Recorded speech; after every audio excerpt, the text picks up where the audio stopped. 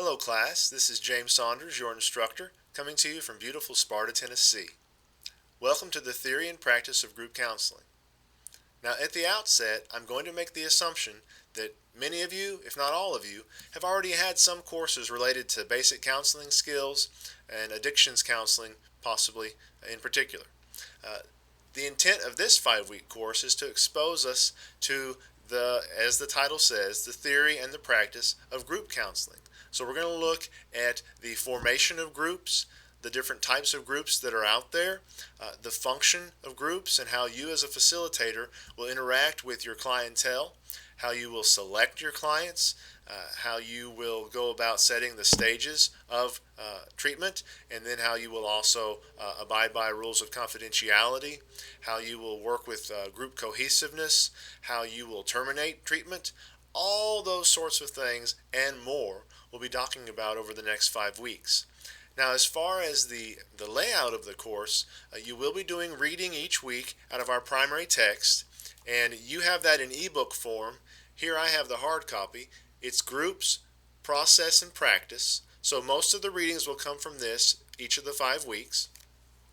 But you're also, during the 5 weeks, going to be doing an interactive portion by working through this workbook. Also, you have it in an ebook form, but it's groups in action, evolution, and challenges. Let me get that where you can see that a little better.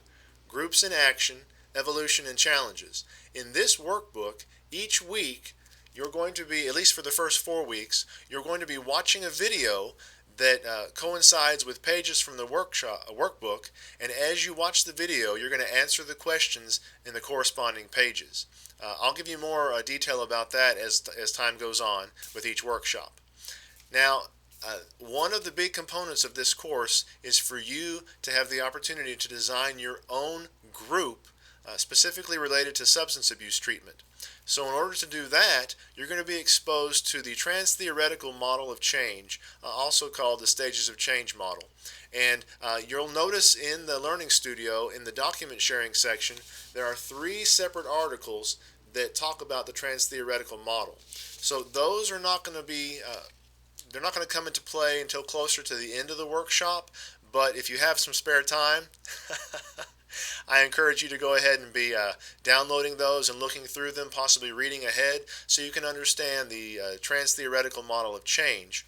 And I also will be giving you further instructions each week about that particular workshop and the deliverables for that workshop.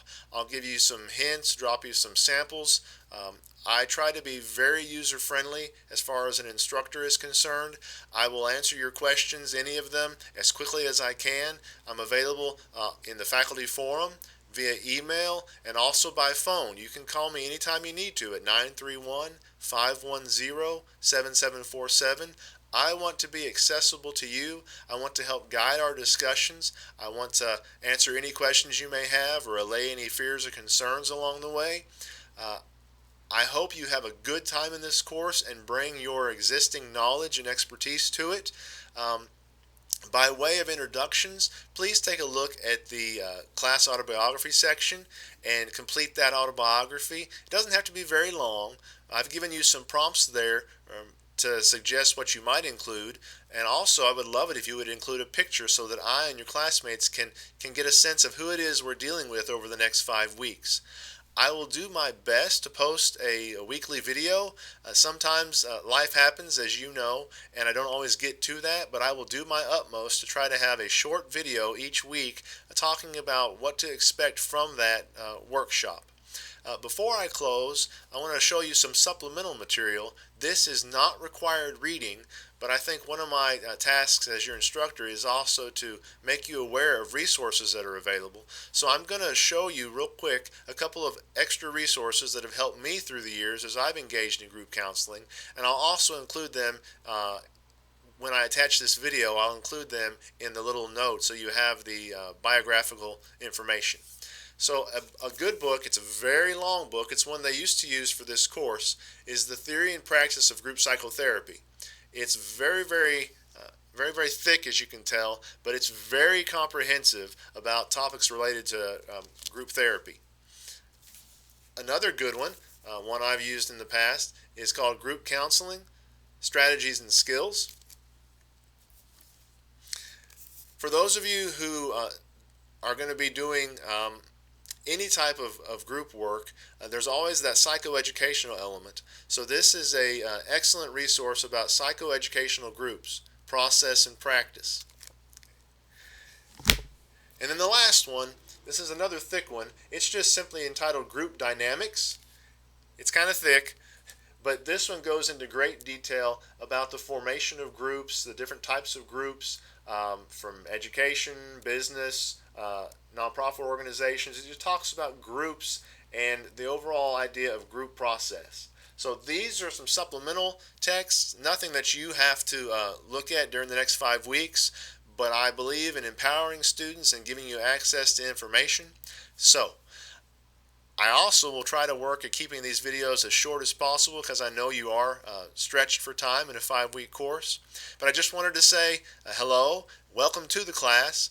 Please feel free to reach out and ask me any questions you might have throughout the workshop. Faculty forum, email, or phone 931-510-7747. Now quickly, about the discussion boards, these are not like APA papers, but they are to be scholarly in tone.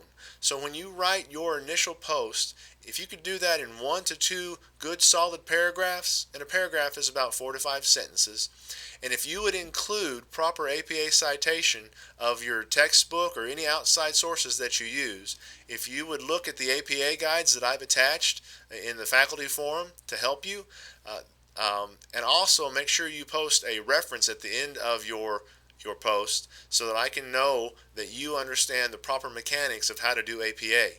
The same thing goes for your written assignments. There aren't as many written assignments. You do have a final project we'll talk about later, but you have to make sure that you are compliant with APA. So look at those guides that I have attached and look through the Learning Studio IWU resources to see anything you might need that could be useful for writing tips. Once again, welcome to this class. I'm so glad to have you. I think you're going to learn a lot. I'm very interactive and user-friendly, so please reach out and let me know what you think. Let me know your concerns, your questions, and thank you so much for your time. God bless.